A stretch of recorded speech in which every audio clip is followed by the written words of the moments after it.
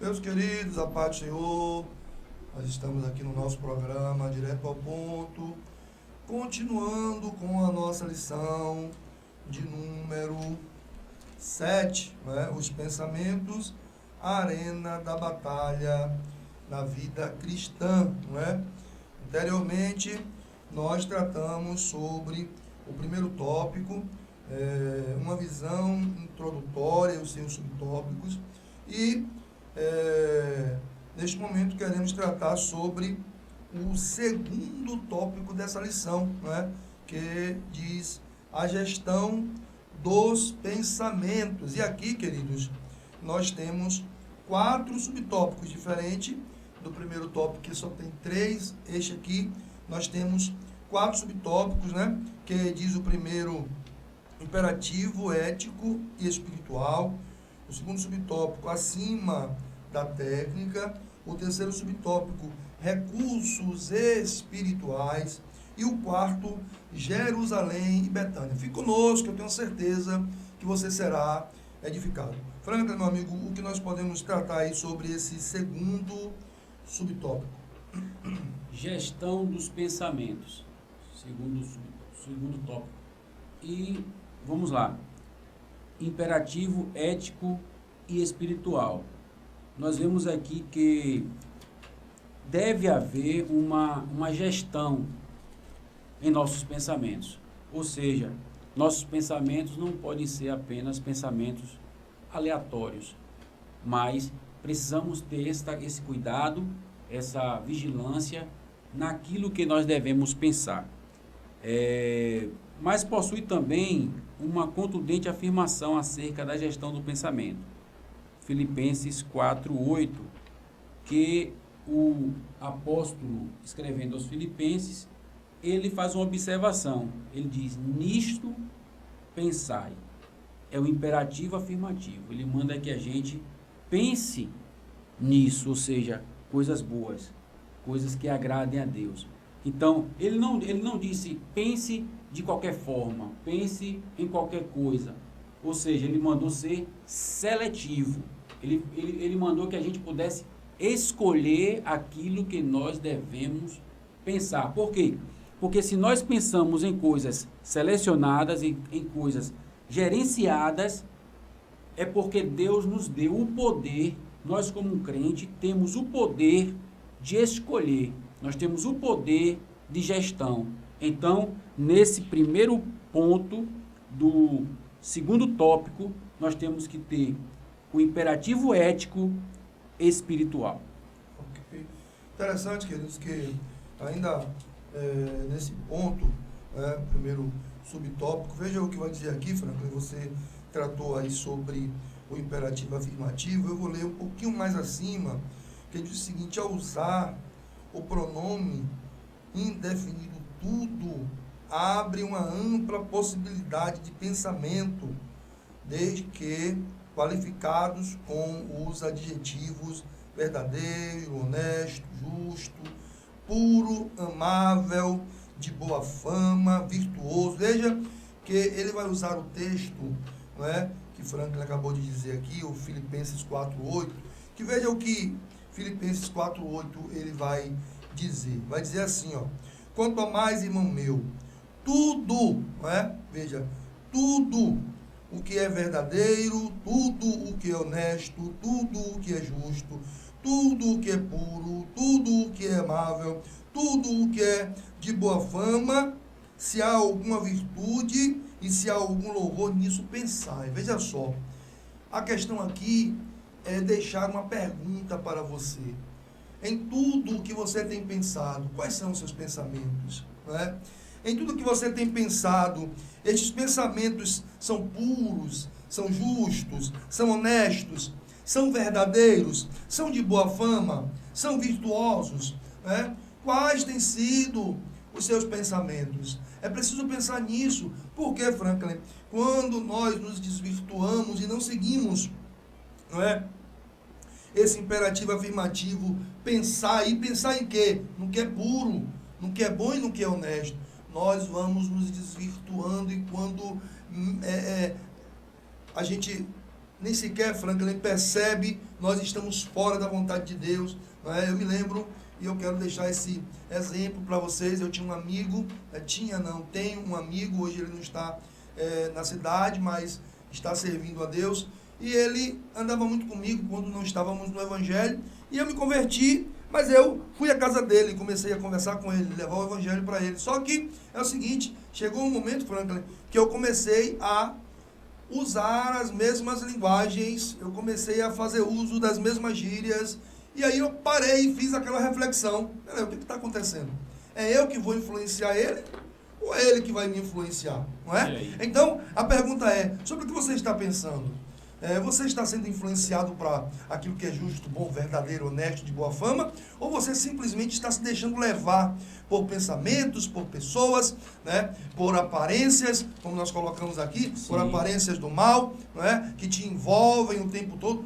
Como você tem se comportado? Então, eu parei aqui nesse texto para fazer essa pergunta a você, né? E você vai responder, não a mim, responda ao Senhor. Né? Eu não quero que você coloque texto nenhum aí, né? Como você está. Se você quiser colocar um pedido de oração, coloque, mas fale com Deus, como você está, sobre o que você está pensando, sobre o que você está sendo influenciado. Será que tudo isso está levando você a estar perto de Deus? Está levando você a uma santificação, como o texto diz pensar? E aí nós vamos lá para Romanos 12 primeiro, que Paulo vai dizer, eu rogo-vos, irmãos, pela compaixão de Deus. Ele está dizendo, pelo amor de Deus, me escutem, né? Pelo amor de Deus, me escutem, né? Os sacerdotes, os sumos sacerdotes, sempre fazem uso, aqui estou parafraseando, né? Sempre fazem uso de ofertas, e essas ofertas precisam ser mortas, e essas ofertas precisam derramar o sangue, mas agora que Cristo morre na cruz como um só sacrifício, eu preciso que vocês entendam, vocês precisam estar diante de Deus como um sacrifício vivo, santo, agradável a Deus. Aí ele vai dizer que é o vosso culto racional. Significa dizer, Franklin, que a fé e a Bíblia não atrapalham, né, o nosso pensamento são. Na verdade, ele nos ajuda a nos aproximar sempre de Deus, né? Mas às vezes nós queremos nos afastar da palavra, nós queremos nos afastar de Deus, nós queremos nos afastar das boas orientações, nós queremos nos afastar das boas amizades, do meio sadio, e aí, infelizmente, você vai acabar se desviando daquilo que é puro, daquilo que é reto, daquilo que é de boa fama. É verdade, é verdade. E aí, Franklin, tem alguma observação? Tem 2 versículos aqui que me chamaram a atenção, está citado aqui nesse tópico. Certo. Deixa eu ver aqui, Romanos, isso mesmo, meu Deus. Romanos 1, 21 e 22. Hoje você trouxe só a Bíblia, não foi? Foi, só uma Bíblia. Eu gostei daquele dia que você trouxe 2, eu até fiz um elogio, a sua pessoa. Eu vou trazer da próxima vez. Que diz assim, portanto, tendo conhecimento de Deus, não o glorificaram como Deus, nem lhe deram graças. Ou seja, tendo pensamentos, entendimento de Deus, não o reconheceram como Deus e nem lhe deram graças, nem lhe deram louvor. Antes, se tornaram nulos em seus próprios raciocínios, obscurecendo-se-lhes o coração insensato. Versículo 22, encerro. Inculcando-se por sábios, tornando-se loucos. Então é isso. Às vezes, você tem o pensamento, mas o pensamento mal gerido, mal administrado, um pensamento aleatório, um pensamento intrusivo, pode te levar a se tornar ímpio, mesmo tendo o conhecimento da palavra de Deus. Verdade, Frank. Quando nós não sabemos gerenciar os nossos pensamentos, né? Quando nós não sabemos controlar, porque alguém fala assim, gerenciar como? Controlar, não é? O que eu posso pensar, o que eu não posso pensar. Você falou sobre coisas externas que geram pensamentos internos e que depois gera, né, obras para o corpo, porque você pensa e depois você pratica, né? Nós temos que tomar muito cuidado com isso, porque quando você não sabe gerenciar, você não apenas peca, mas você traz problemas para a sua própria vida. Eu quero deixar aqui só um textozinho, ainda aqui no segundo subtópico, e é rápido, que está aqui no capítulo 6, Franklin, e o versículo, apenas o versículo 25, o texto até o versículo 34 vai falar sobre isso, mas eu vou ler só o 25, certo? E o 25 vai dizer: por isso eu vos digo, não vos preocupeis pela vossa vida, pelo que haveis de comer, pelo que haveis de beber, né, pelo que haveis de beber, nem quanto ao vosso corpo, pelo que haveis de vestir. Não é a vida mais do que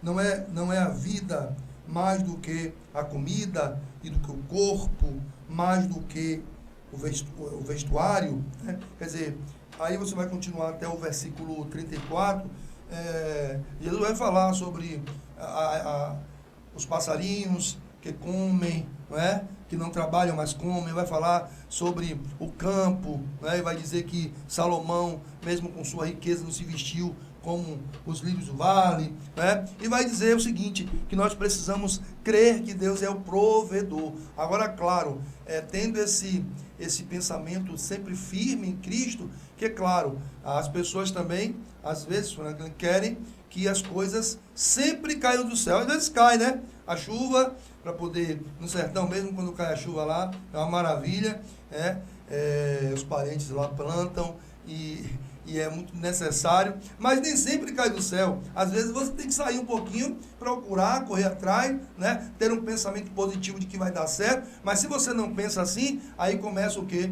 A inferioridade, você começa a entender que nada vai dar certo na sua vida, você começa a pensar que é diferente dos outros, você começa a pensar que você é inferior aos outros, você começa a pensar que os outros são melhores do que você.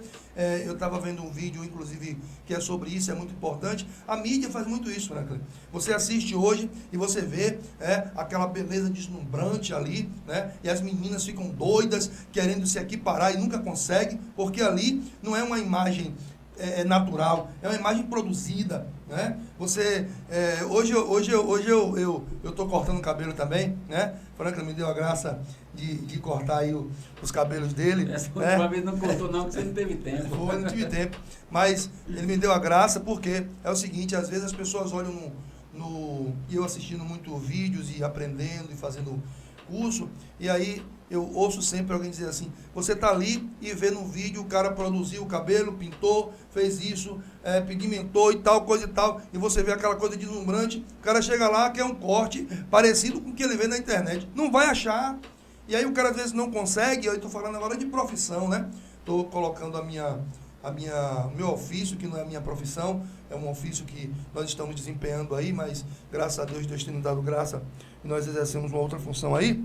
Mas a mídia tem produzido muito isso, e as pessoas estão entrando em uma diminuição, assim, porque não conseguem alcançar aquele padrão, né? As mulheres querem alcançar o padrão de beleza, os homens no trabalho ou em algum ofício querem alcançar aquele padrão, não vão conseguir nunca.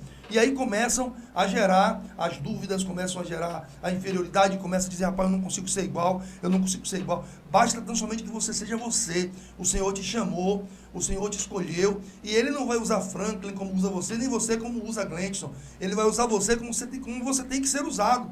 O texto bíblico vai dizer que Deus dá a medida do Espírito para cada um, para o que for útil.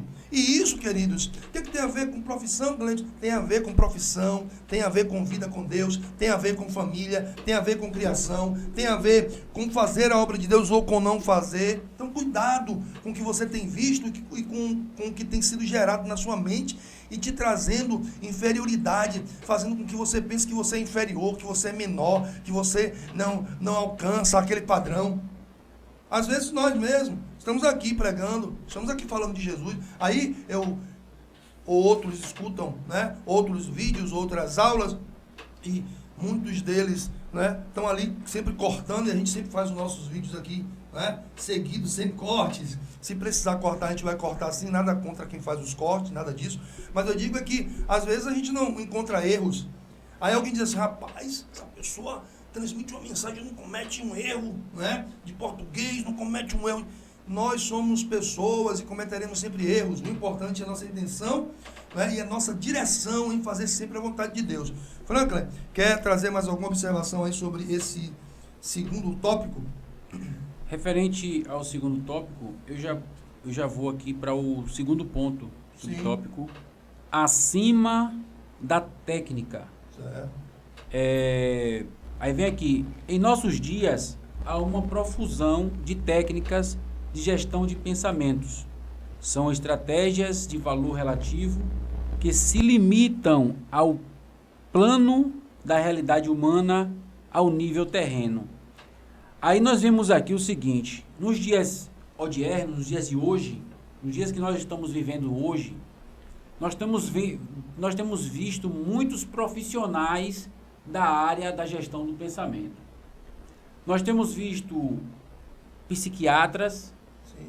psicólogos, psicanalistas, coaches, e eu não sou contra nenhum deles. Nem eu. Não sou contra nenhum deles, porque são profissionais e que atuam cada um em sua área específica. E tem a sua necessidade também de cada um, acho que é importante, cada um tem o seu lugar, né? Com certeza.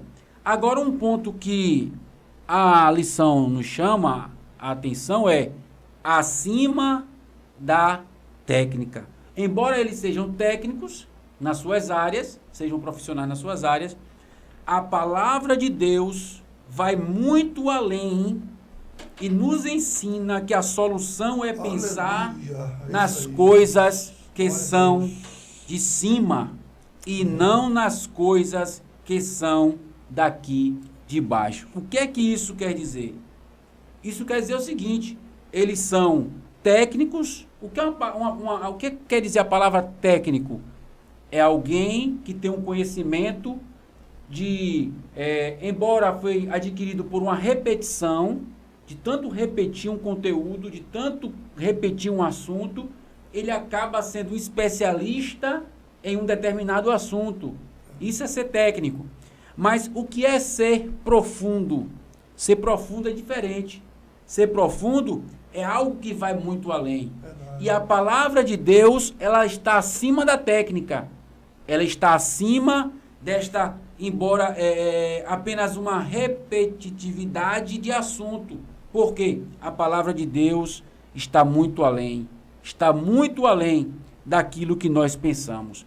Então, é um ponto que me chama a atenção aqui, que a visão celestial infinitamente superior nos capacita a gerenciar habilmente todos os sistemas dessa vida inferior, efêmera e passageira, além de ser um preventivo eficaz contra a ansiedade.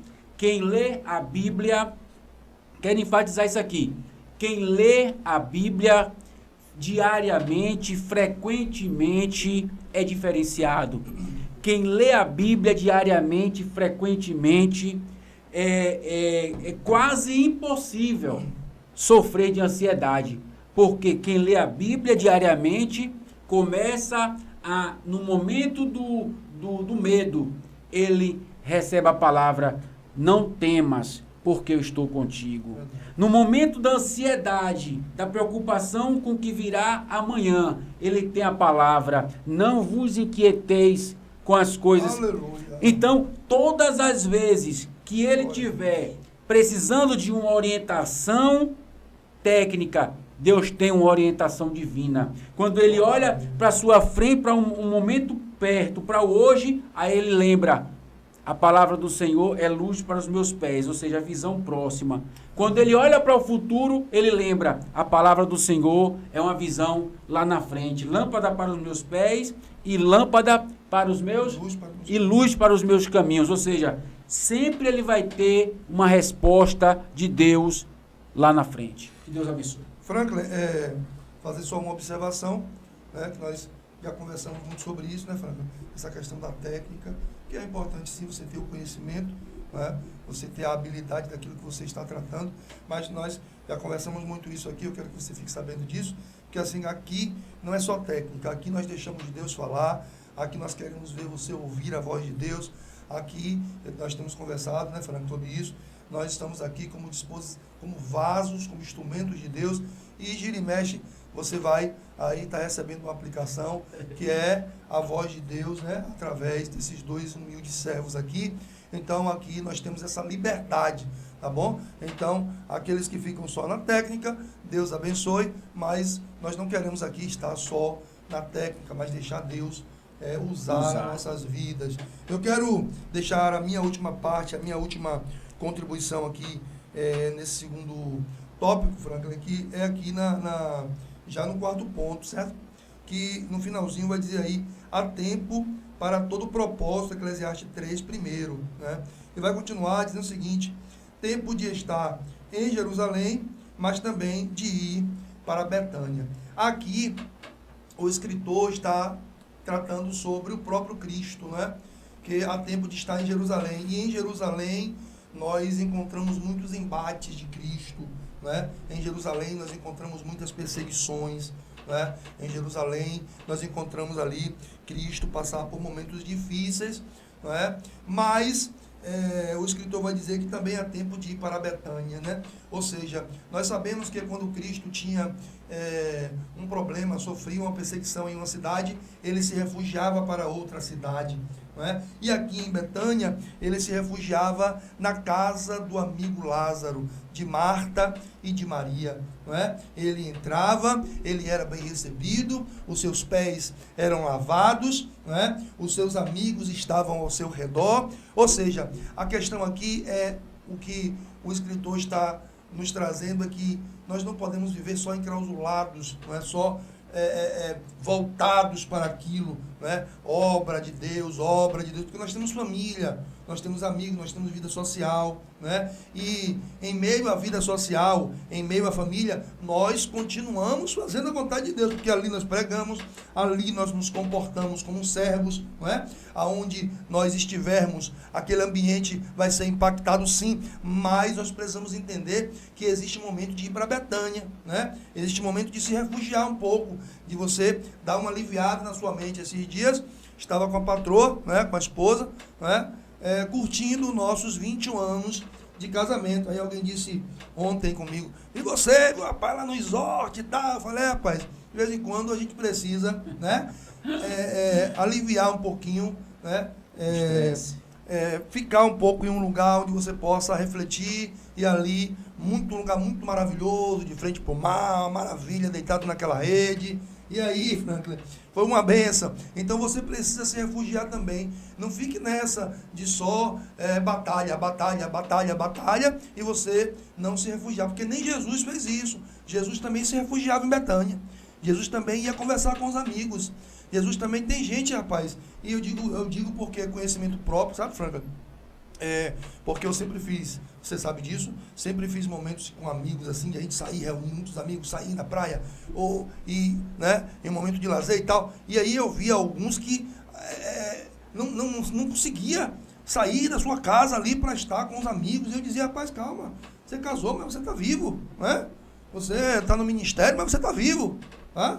Não vai pensar que é só isso aí, não. Você tem que é só Jerusalém. Sair. Não é só Jerusalém. Não é só Jerusalém. Então, tem Betânia também. Tem Betânia. Então, de vez em quando, sai um pouco de Jerusalém, fale com a esposa. Esposa, eu vou sair um pouquinho com os amigos, eu vou ali, né, tomar um banho, eu vou ali conversar com os amigos e tal. Então, verdade. É importante nós entendermos que a vida não é só de batalha em Jerusalém, mas também é de refúgio em Betânia. Franklin, quer fazer mais alguma observação, amigo? É interessante que Jesus ele foi 100% homem.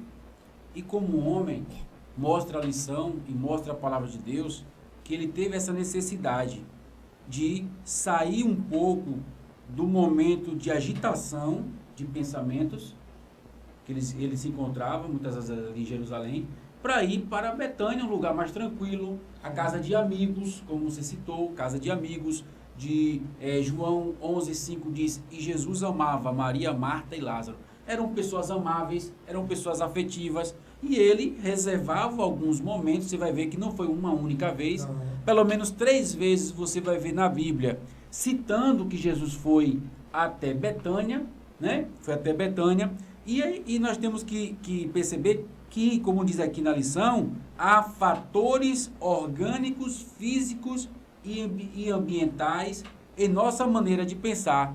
Ou seja, se a pessoa fica o tempo inteiro congestionado, mente congestionada, correria, sobe, desce, trabalho, igreja, ministério, família, filho, compras, faculdade, isso e aquilo, o que é que vai acontecer? Vai congestionar, vai sobrecarregar. Então, é necessário ter esse cuidado com a sua saúde. De que forma? Descanso. Parar um momento, fazer o que Gleison fez, e ali no resort, com a patroa, e dizer assim, vamos tirar esses 2 dias, esses 3 dias, para a gente reestabelecer, claro, renovar os pensamentos e recarregar as forças, né, Gleison? Eu coloquei até nas redes sociais, eu na rede, né? Estava na rede, eu coloquei lá, como um bom nordestino, não poderia deixar de deitar na minha rede, né? Então, é isso aí. Eu quero finalizar esse segundo tópico dessa lição, tá, queridos? Com o texto de Eclesiastes 3 primeiro. Há um tempo determinado para todas as coisas. Tá certo? Pense nisso e fique conosco. Nós estaremos produzindo logo o nosso terceiro tópico dessa lição para finalizarmos, tá? Deus abençoe a sua vida, Deus abençoe a sua família.